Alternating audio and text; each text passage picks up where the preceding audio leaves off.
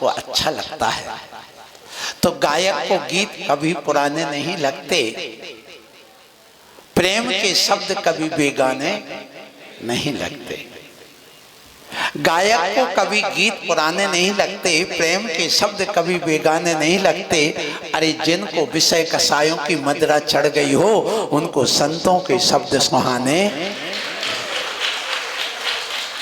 बस इन 4 पंक्तियों से मैं कहूंगा, जिनको विषय कसाय, जाति पात आदि का भेदभाव जिनके जीवन में आ गया, उनको साधु में साधुता नहीं दिखती, उसमें नंगापन दिखेगा, उनमें द्रव्यपना दिखेगा, उनमें भावलिंगितपना नहीं दिखेगा, उनमें आत्म तत्व नहीं दिखेगा। कहाँ सम्यक दृष्टि जीव के अंदर वो भावना होती है। ध्यान रखना, मिथ्या दृष्टि और सम्यक दृष्टि में जीव में अंतर क्या है। सम्यक दृष्टि जीव वह है जो राग में भी वैराग्य ढूंढ लेता है, नाली में पड़े हुए कीड़ा में भी परमात्मा देख लेता है, और मिथ्या दृष्टि जीव है जो वीतराग संतों में भी राग ढूंढ लेता है। आप क्या खोजते हो जरा देखना। आप इन संतों के अंदर उनकी त्याग, तपस्या, संयम देखते हो, राग देखते हो कि वीतरागता देखते हो, जरा देख लेना। यदि तुम्हें वो दिख रही, वो आत्मा दिख रही है, जैसे नाली में पड़े हुए उस कीड़े के अंदर भी उसमें आत्मा है और वो भी परमात्मा है। क्योंकि हमारे आचार्य भगवान यही कह के गए हैं, अप्पासु परमप्पा, प्रत्येक आत्मा क्या है, परमात्मा है। सब धर्मों से जैन धर्म हमारा न्यारा क्यों है, अलग क्यों है? अहिंसा के कारण से नहीं।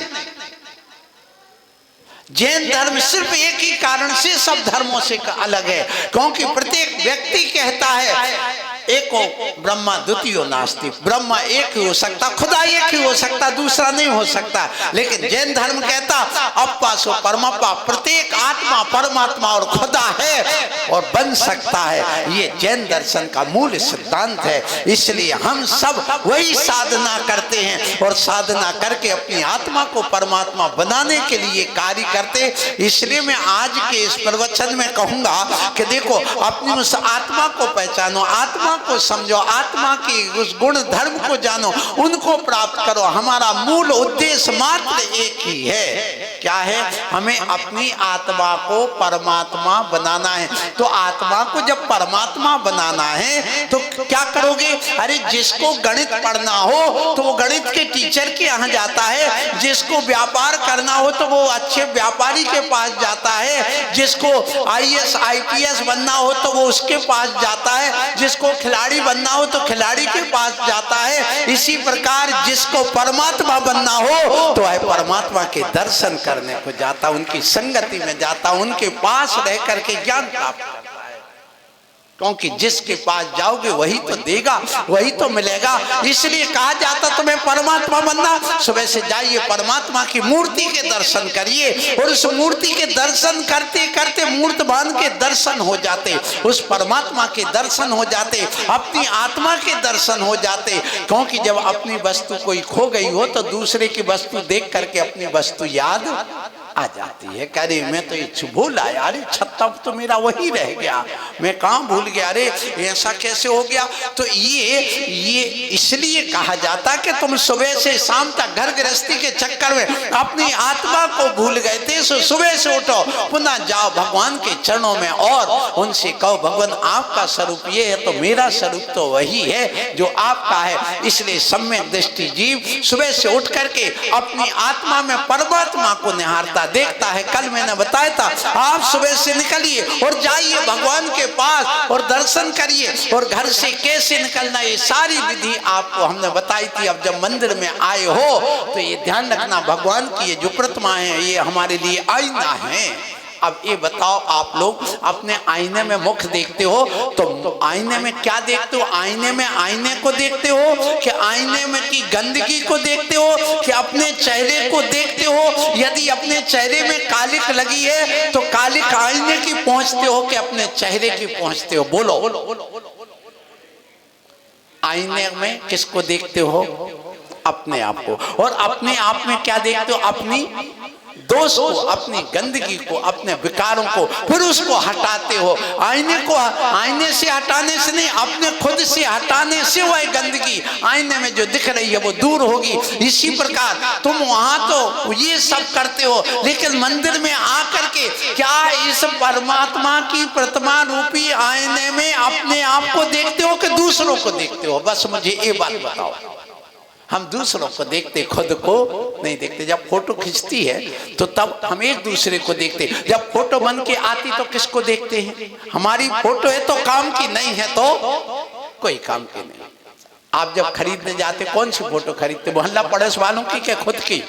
खुद की। तो भगवान ये कहते खुद को पहचानो, खुद को जानो, उसको पहचान करके प्राप्त करने की बात करो। इसलिए जैसे हम इस आईने में अपने आप के विकारों को निकालते, इसी प्रकार मंदिर में आकर के अपने दोषों को हटाना है। और दोषों को हटाने के लिए यहाँ पूजा भक्ति समर्पण करना है, ये मूल उद्देश्य होता है। और उसके लिए हमें अहिंसा की जरूरत है, सत्य की जरूरत है, अचौर की जरूरत है, ब्रह्मचर्य की जरूरत है, अपरिग्रह की जरूरत है, अनेकांत त्यागवाद की जरूरत है। उसके लिए हम ये सारी स्वाध्याय और पूजा अर्चना करते हैं कि हम भी परमात्मा बन जाएं।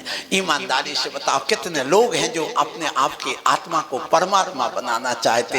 हर व्यक्ति, कोई पति बनना चाह रहा है, कोई पत्नी बनना चाह रहा है, कोई नगर पालिका का अध्यक्ष बनना चाह रहा है, कोई मंदिर का अध्यक्ष बनना चाह रहा है, कोई मंत्री बनना चाह रहा है, कोई संतरी बनना चाह रहा है, कोई अध्यक्ष बनना चाह रहा है, कोई राष्ट्रपति बनना चाह रहा है, कोई IAS बनना चाह रहा है, कोई IPS बनना चाह रहा है। परमात्मा कौन बनना चाहता है इस दुनिया में? मुझे समझ में नहीं आता। शायद है कोई के अंदर ये भावना बनती हो कि मैं भी एक दिन अरहंत बन जाऊं, मेरा समोषण लग जाए, मैं भी उस समोषण में बैठ करके स्वयं कम से कम दर्शन कर सकूं, और नहीं तो मेरा स्वयं का समोषण लगे और मैं जाकर के सिद्धालय में लोग के ऊपर जाकर के बैठूं। ऐसा कभी मन में आता है? यदि आता है तो भव्य हो, सम्यक दृष्टि, 24 घंटे में एक बार भी आ जाए, बहुत बड़ा तुम्हारा पुरुषार्थ हो गया, बहुत बड़ा कार्य हो गया। तुम यहाँ पर आइए, अपने आप को देखिए, जानिए, देखिए आपकी आत्मा भी कांच के समान है, आईने के समान नहीं है। कांच में और आईने में क्या अंतर है रजत, बताओ छोटू? उसमें कांच में बाहर का दिखता है, अंदर का कुछ दिखाई नहीं देता। और आईने में अंदर का अपना स्वयं का दिखता है। क्यों दिखता है? बस इतना है, उस आईने में और कांच में कितना अंतर है। जब उसी कांच के ऊपर पीछे हम निकल पॉलिश कलई कर देते हैं तो वही दर्पण बन जाता, आईना बन जाता है। और जब हम बस में बैठते थे, अब तो नहीं बैठते हैं, उस समय एक ड्राइवर होता था, तो ड्राइवर के अंदर सीट के ऊपर वहां एक आईना लगा रहता था। पूरा अंदर क्या हो रहा है ये घटना सब झलकती थी। और सामने जो कांच लगा रहता तो सामने बाहर क्या हो रहा वो सब झलकता था। ध्यान रखना, कांच में से बाहर दिखता है और आईने में से अंदर का भी दिखता है, खुद का दिखता है। बस कब? उसी कांच में जब हम कलई कर देते हैं तो वही आईना बन जाता है। इसी प्रकार हमारी आत्मा भी कांच के समान है। जब हम उस पर वीतरागता की कलई कर देते हैं तो आत्मा झलकने लग जाती स्वयं की। तो उस आत्मा के ऊपर, उस पर आप कलई करिए वीतरागता की। उस वीतरागता की कलई के लिए हम सब बैठ करके और कर्मों को काला कर रहे हैं, और सब तुम्हारे काले वस्त्र छोड़ करके, काले धंधे छोड़ करके, और यहाँ पर अपने आप को कली काल में भी और हम अपने इस मुनि धर्म का पालन कर रहे हैं। बंधुओं, ये तुम्हारा परम सौभाग्य है, परम सौभाग्य। क्योंकि लिखा गया, कलौ काले चले चित्ते दे चांद्यादि कीट के, एतत् चित्रम यद्यपि जिन रूप नराधरा। इसका मतलब क्या है? ये कलौ काले कलिकाल है, चले चित्ते, चित्त चलायमान है। और यह शरीर अन्न का कीड़ा है, सुबह से शाम तक खाया, शाम को भस्म, सुबह फिर खाया, शाम को भस्म, शाम को फिर खाया, सुबह फिर भस्म, और खूब खा खा करके तुम भर रहे हो घर में क्या टैंक खोद करके। क्या भर रहे हो टैंक में? समझ गए ना? समझदार को इशारा कर रहे। क्या भरते हो अंदर, क्या करते हो? साधु कितने बार खाता है? आप लोग कई बार तर्क करते, उल्टे सीधे प्रसंग आ गया तो मैं उस प्रसंग को सुना देता हूँ। आपने सुना है हमारे तीर्थंकर भगवान कितना भी खाते लेकिन उनका मलमूत्र नहीं होता। ये कहते कि नहीं, सुना है कि नहीं? अब ये कैसे हो जाए? कोई भी विज्ञान के सामने बात रखो, विज्ञान की बात रखो कि हमारे भगवान आहार करते हैं लेकिन उनको मलमूत्र नहीं होता है, ऐसा बोले वो कहते हो ही नहीं सकता। हो सकता है। सुनो, तर्क सुनिए। आपके सामने 3 प्रकार की ईंधन लाया गया। एक कपूर 1 क्विंटल ला के रखा आपने। कितना? 1 क्विंटल कपूर ला करके रखा। 1 क्विंटल आपने कंडा ला के रखा, छाना क्या बोलते हैं आपके यहाँ, कंडा। और 1 क्विंटल लकड़ी ला के रखी। कितना वजन सबका कितना है? 1-1 क्विंटल। अब आपने लकड़ी में आग लगाई, राख निकली। आपने कंडे में आग लगाई, उसमें राख निकली। आपने कपूर में आग लगाई और क्या निकला? बोलो। कुछ नहीं, सब उड़ गया। बस संसार में 3 प्रकार के लोग हैं, एक भोगी, एक योगी और एक महायोगी। उन 3 प्रकार में भोगी खाता है, उसके जैसे कंडे की राख ढेर सारी बचती है, इसी प्रकार उसका मलमूत्र भी ढेर सारा बनता है। और योगी हम लोग कहलाते, एक बार खाते हैं, हमारा जैसे लकड़ी की राख कम बचती है वैसे हमारे मलमूत्र कम निकलता है। और हमारे तीर्थंकर महायोगी है, जैसे कपूर को जलाओ पूरा का पूरा ऊर्जा में कन्वर्ट हो जाता, कुछ भी शेष नहीं बचता। इसी प्रकार तीर्थंकर जो भी भोजन करते सब ऊर्जा में कन्वर्ट हो जाता, कुछ भी शेष नहीं बचता। इसलिए अपनी बुद्धि मत चलाना। आज का व्यक्ति अपनी बुद्धि ज्यादा चलाता है, ना आगम के अनुसार चल रहा है, ना गुरु के अनुसार चल रहा है, ना आगम को पढ़ पाता है। अपनी बुद्धि तर्क दे दे करके और अपने आगम को बदल देता, अपनी धारणा को बदल देता, अपनी श्रद्धा को बदल देता, अपने आचार विचार को बदल देता, अपने मार्ग को बदल देता है। इसलिए मैं आज ये कहना चाहूंगा, एक तर्क के माध्यम से एक व्यक्ति बैठा है, अरे देखो कैसा मूर्ख भगवान है, गर्मी का समय था, पेड़ के नीचे बैठा है और उस पेड़ पर कद्दू की बेल चढ़ गई है, काशी फल, और उस पर पतली सी बेल में इतने बड़े बड़े 10-10 किलो के कद्दू काशी फल लटके हुए थे और उस पेड़ पर छोटे छोटे आम लगे थे। सो वो लेटा लेटा सोचता रहे कैसा भगवान है, समझ में नहीं आता। इतने बड़े पेड़ पर छोटे छोटे आम लटकाए हैं और इतनी पतली अंगुली बेल पर 10-10 किलो के कद्दू लटका दिए। अरे बेल में छोटे छोटे कद्दू लटका था और पेड़ में बड़े बड़े आम लटका देता तो कितना अच्छा होगा। इसी बीच में जोर से हवा का झोंका आया और झोंका आते एक आम वहां से गिरा और नाक पर कर गिरा, पकड़ के रह गया। हाँ भगवान आ गई अकल में, आ गई अकल में। अच्छा किया आपने छोटा लटका दी, कद्दू लटकाया होता तो मेरा तो कचूमर निकल जाता। तो अपनी बुद्धि चलाता ना आदमी, बस यही दशा हो रही आज के समय। और अपनी बुद्धि चलाकर भगवान होता कि नहीं, किसने देखा भगवान आत्मा होती कि नहीं, स्वर्ग नरक होता कि नहीं, ये जो अपनी बुद्धि चला रहा है, ऐसे बुद्धि को वालों को कभी भी केवल ज्ञान के प्राप्त होने वाला नहीं। उनको अपने गुरुओं पर अपने श्रद्धा करना पड़ेगा, अपने भगवान पर श्रद्धा करना पड़ेगा, अपने आप को समझना पड़ेगा, समझना पड़ेगा। इसलिए मैं कहना चाहता हूं, जिन पंक्तियों से कहा था कि गायक को गीत कभी पुराने नहीं लगते, प्रेम के शब्द कभी बेगाने नहीं लगते, और जिनको विषय भोगों जात पात की चढ़ गई हो मदिरा, उनको संतों के शब्द सुहाने नहीं लगते। तुम बड़े धर्मात्मा, बड़े एटा वाले, बड़े अच्छे लोग हैं जिनके लिए ये बात समझ में आ रही है और ये अंश रूप में समझ में आ जाए तो भी बहुत बड़ा काम हो जाएगा। विज्ञान का युग है, इस विज्ञान के युग में हमारे यहाँ दर्शन वाले हमारे विरोध में नहीं खड़े। पहले षट दर्शन होता था, सांख्य दर्शन, बौद्ध दर्शन, मीमांसक दर्शन और चारवाक दर्शन, जैन दर्शन, बौद्ध दर्शन, ये दर्शन थे। आज ये षट दर्शन नहीं है, आज मात्र प्रदर्शन है और विज्ञान ही हमारे सामने खड़ा है। अब विज्ञान की कसौटी पर धर्म खरा उतर जाए, वो सच्चा धर्म होता है। आज के समय ऐसा है, इसलिए जैन धर्म हमेशा हमारी विज्ञान की कसौटी पर खरा उतरा है और आगे भी उतरेगा, ये निश्चित बात है। चाहे वो आपके कोरोना का काल हो, उस समय भी सब लोगों ने किसकी सराहना की बताओ, सारे विश्व ने, वो है जैन धर्म। जिन ने कहा अरे 16 अरे छू छू छू छू क्या ये छुआछूत मचा रखी जैनियों ने। अब उस समय समझ में आ गया कि यदि तुमने ये बिना धुला कपड़ा छू लिया तो अशुद्ध हो गया, क्योंकि इसमें वायरस है कोरोना के। बाजार से लाए सामान धो करके उपयोग करिए, बिना धोए नहीं। आप आए, आप मौन रहिए, आप अपने हाथ धो करके आर दिए, क्योंकि यहाँ पर हो सकता वायरस चिपके हुए हों। तो ये सारी समझ में आ गई। प्राशुक करके भोजन खाओ, बाहर का मत खाओ, बाहर के भोजन में कोरोना हो सकता है। इसलिए उस समय सब घर का खाने लगे, छान के पानी पीने लगे, प्रयोग सब जो जैन दर्शन में बताएगा वो सब करने लगे। 16 उनको समझ में आने लगा। अब तुम्हें आए चाहे भले ना आए, लेकिन अंत में अभी भी सावधान रहिए, कोरोना गया नहीं है।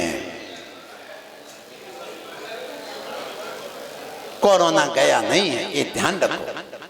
ये हर कुछ दिनों में ऐसे आते रहते हैं और आते रहेंगे, इसमें कोई बड़ी बात नहीं है। आपको मालूम हो कि 1720 में प्लेग नाम का रोग चाइना से आया था।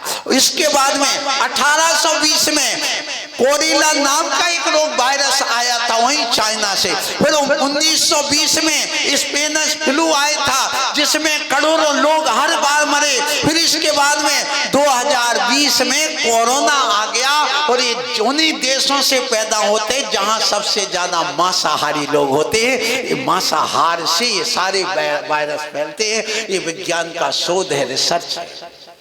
इसलिए हम कहते, हमारा जैन धर्म कहता, इस मांसाहार से बचो। जब लोगों ने कई प्रकार के खान पान बिगड़ दिए और क्या क्या खाने लगे, उस वजह से रोग हो गए। सो मैं आपको कहूंगा कि पेंगुइन नाम का जो एक जानवर था, उसका मांस खाया, उसमें ये वायरस पाए गए। ये चमगादड़ में वायरस पाए गए। और आप लोगों को एक विज्ञान की बात बताऊं और अपने धर्म की बात बताऊं। कहते भैया देखो, कुत्ता रास्ता काट गया, थोड़ा रुक जाओ। बिल्ली रास्ता काट गई, थोड़े रुक जाओ, 2 मिनट, फिर जाना अशुभ हो गया। फिर इसके बाद का, अरे बिल्ली दूध झूठा की कर गई, कुत्ता झूठा कर गया, पियोगे क्या बताओ? क्यों नहीं पीते बताइए क्यों? देखिए, कुत्ता बिल्ली जो मांसाहारी प्राणी हैं, इनमें रेबीज नाम के एक वायरस होते जिसको पागलपन का कीटाणु कहते हैं। होता कि नहीं बोलो? अब वो छू गया, या मान लो कोई कुत्ता है, उसको रेबीज है, वो रेबीज नाम के वायरस है, और इन वायरस की उम्र मात्र 6 सेकंड होती है। कितनी? 6 सेकंड। और 6 गज की दूरी, क्या 6 फीट की दूरी तक ही वो जीवित रहते हैं। इसलिए क्या कहा? 2 गज की दूरी मास्क है जरूरी। 2 गज की दूरी का अर्थ क्या हो गया कि जैसे मान लो किसी सामने वाले को वायरस है, हमारे सामने हमारे ब्रह्मचारी भैया बैठे, हमारी 2 गज की दूरी है, वहां से यदि कोई वायरस इनको निकला, सर्दी जुकाम वगैरह का, तो वो यहाँ तक आते आते 6 सेकंड में डेड हो जाएगा, मर जाएगा। तो हमारे लिए उसका रोग नहीं लगेगा। इसलिए कहा गया कि जैसे मान लो कुत्ता रास्ता काट गया, बिल्ली रास्ता काट गई, तो क्या कहा भैया 1 मिनट कायुस्सर कर लो। वो कायुस्सर करोगे तब तक वो वायरस नष्ट हो जाएगा, आप निकल जाओगे, तुम्हारा बुरा नहीं होगा। तो ये उसके पीछे विज्ञान था, और हर चीज के पीछे विज्ञान है। आप लोग जो भक्ति आराधना करते, इसके पीछे भी बड़ा विज्ञान होता है। हमारे शरीर जो बना हुआ है, ये छोटे छोटे ऊतक से बना हुआ। ऊतक माने होता है टिश्यू, कोशिकाएं छोटी छोटी बनी रहती, और ये कोशिकाएं मिलकर के हमारे टिश्यू ऊतक बनाते, मांसपिंड बनाते हैं। फिर ये छोटी छोटी कोशिकाएं जो बनती हैं, वे अणुओं से बनती है, और अणु जो बनते, जिसको मॉलिक्यूल्स कहते हैं, और वो बनती है न्यूट्रॉन, प्रोटॉन और इलेक्ट्रॉन से। कितने? सबसे छोटी इकाई हमारे शरीर में कितनी चीजें हैं? इलेक्ट्रॉन, प्रोटॉन और न्यूट्रॉन। कोई जानता? कौन कौन जानता? जरा हाथ उठाना। इलेक्ट्रॉन, प्रोटॉन, न्यूट्रॉन क्या जानते? तो हम नहीं बता सकते, पर इस पर वचन को करने से कोई फायदा नहीं। ये नोएडा में काम आएगा, एटा में काम, क्योंकि जानते नहीं। इलेक्ट्रॉन का नाम सुना तुम लोगों ने? कोई ने? प्रोटॉन का नाम सुना? न्यूट्रॉन का नाम सुना? कल मुझसे कह रहे थे महाराज विज्ञान का प्रवचन करो। अब हम विज्ञान का प्रवचन करेंगे तो ये होगा कि वो कहते भैंस के आगे वही दशा हो जाएगी, कुछ समझ में आने वाला नहीं है। फिर भी मैं कहूं कि अपने शरीर की छोटी सी छोटी इकाई इलेक्ट्रॉन, प्रोटॉन और न्यूट्रॉन, देखिए जो परमाणु की संरचना होती उसमें इलेक्ट्रॉन और प्रोटॉन और न्यूट्रॉन तीन चीजें होती। इलेक्ट्रॉन चक्कर लगाता है और प्रोटॉन और न्यूट्रॉन नावी न्यूक्लियस में, नावी केंद्र में रहता। बस जैसे ये मानते हैं जब क्या होता है एक इलेक्ट्रॉन कोई दूसरे एलिमेंट ने ले लिया तो उस पर धन आवेश आ जाता, देने वाला धनी होता और लेने वाला ऋणी होता, और ले लिया जिसने उसके ऊपर ऋण आवेश आ जाता है, तो ये धन और ऋण का आवेश आता। यही चीज हमारी आत्मा की संरचना के साथ में, सुन लो, अपनी आत्मा में तीन चीजें हैं। कौन कौन सी? ज्ञान, दर्शन और चारित्र। कितनी चीजें? कौन कौन सी? ज्ञान, दर्शन और चारित्र। ज्ञान और दर्शन ये न्यूक्लियस माने आत्मा में हमेशा बना ही रहता है, और भाव रूपी इलेक्ट्रॉन कोई ना कोई परिणाम होते ही रहते। कुंद कुंद आचार्य महाराज ने यही बात कही, जो हमारे परिणाम है यही तो चारित्र हैं, और चारित्र कोई नहीं, ये तो सब व्यवहार चारित्र है। तो जो हमारे परिणाम है भाव रूप है, तो वह दो रूप में चलते, या तो राग में या द्वेष में। बस दो ही भाव होते, या तो राग रूप में या द्वेष रूप में। राग रूप में आते हैं तो हम देना चाहते, ले बेटा उससे प्रेम है तू ले जा, और द्वेष में छीनना चाहते। तो जब तक ये लेना देना बना रहता है, यानी राग द्वेष बना रहता, तब तक हमारे साथ में कर्मों का बंधन होता है। और जैसे ये कर्म बंध हमारे राग द्वेष मिट जाता है, हमारी वीतराग अवस्था आ जाती है, फिर उसके साथ कोई कर्म का बंध नहीं होता है। इसलिए हमें क्या करना है? राग, द्वेष और मोह, ये तीन चीजें छोड़ना है। कौन कौन सी?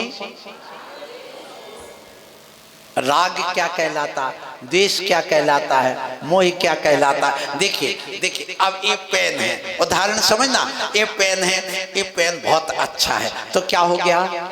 राग। अरे ये कापी फटी है, अच्छी नहीं है, तो ये क्या हो गया? द्वेष। अच्छा, अब ये पेन अच्छा है तो ले लूं, रख लूं, और उठाया और रख लिया, तो ये क्या होगा? मोह। तो रात दिन क्या चलता है? सुबह से उठे, अरे कैसी दीवार है, कैसा फर्ज है, तो ये क्या हो गया? दोष। अच्छा साफ कर लिया तो क्या हो गया? राग। एक शरीर कैसा, मुंह कैसा हो रहा, थोड़ा स्नान कर लो तो कैसा हो रहा? ये द्वेष। अच्छा फ्रेश हो गया तो क्या हो गया? राग। अब कपड़ा वो देखने गए, वहां पर 4 जोड़ी कपड़े टंगे थे, वहां देखा ये शर्ट अच्छी नहीं है, मंदिर जाना है, ये पहनूंगा, ये अच्छी नहीं तो क्या हो गया? द्वेष। ये अच्छी है तो राग। फिर उठाई रख ली तो क्या होगी? पहन ली, तो ये मोह। इसी प्रकार सब्जी खरीदने गए, अरे ये अच्छी नहीं है, ये अच्छी है, ये अच्छी नहीं, वो बुरी है, तो सुबह से क्या चलता है? इसलिए शुभ और अशुभ की ज्वाला में झुलसा है मेरा अंतःस्थल, बस और कुछ नहीं। राग, द्वेष, मोह, शुभ अशुभ, यही रात दिन चलता रहता। इसके अलावा क्या करते तुम लोग? जिस समय तुम भगवान की वाणी सुनते हो उस समय ना राग होता है ना द्वेष होता है, भगवान के ज्ञान की उस धारा में तुम बह जाते हो, बस सुनने की इच्छा होती है। अब जब सुनने की इच्छा होती है, ये भगवान की वाणी हमारी जग कल्याणी है, जब ऐसा भाव आ जाता मेरा स्वरूप तो ज्ञाता दृष्टा, राग द्वेष करना नहीं, बस वो अवस्था तुम्हारी असंख्यात गुणी निर्जरा का कारण बन जाता। इसलिए स्वाध्याय परम तप कहलाने लग जाता है, कहलाता है। इसलिए कभी भी कोई भी साधु तुम्हारे नगर में आए तो कभी प्रवचन नहीं छोड़ना, सारी दुनिया छोड़ देना। घर में 100 काम पड़े हों तो छोड़ करके, कहा गया नीति है स्नान कर लेना। घर में 1000 काम पड़े हों तो उनको छोड़ करके भोजन बना लेना, भोजन कर लेना। घर में 1 लाख काम पड़े हों तो उनको छोड़ करके आप प्रभु के दर्शन कर लेना, और घर में 1 करोड़ काम पड़े हों तो जा करके गुरु के मुख से जनवाणी का श्रवण कर लेना। ध्यान, ये नीति है।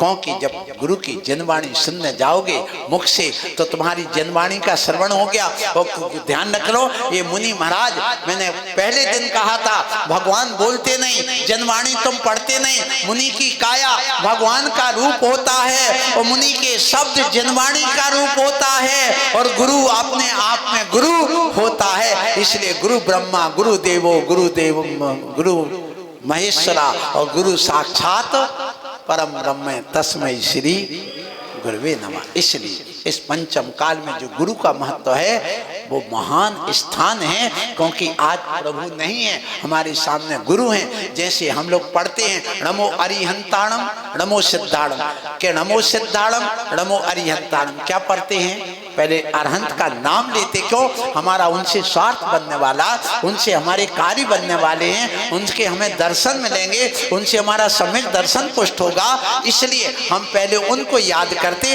इसी प्रकार इस पंचम काल के जो श्रावक हैं उनके लिए ये भगवान की वाणी को सुनाने वाले गुरु हैं। इसलिए इन गुरु को आप जरूर जा करके प्रवचन आदि सुन करके अपना कल्याण करना। वैसे 10 पूरे बज चुके हैं, 10 बस 10 भैया 10 बस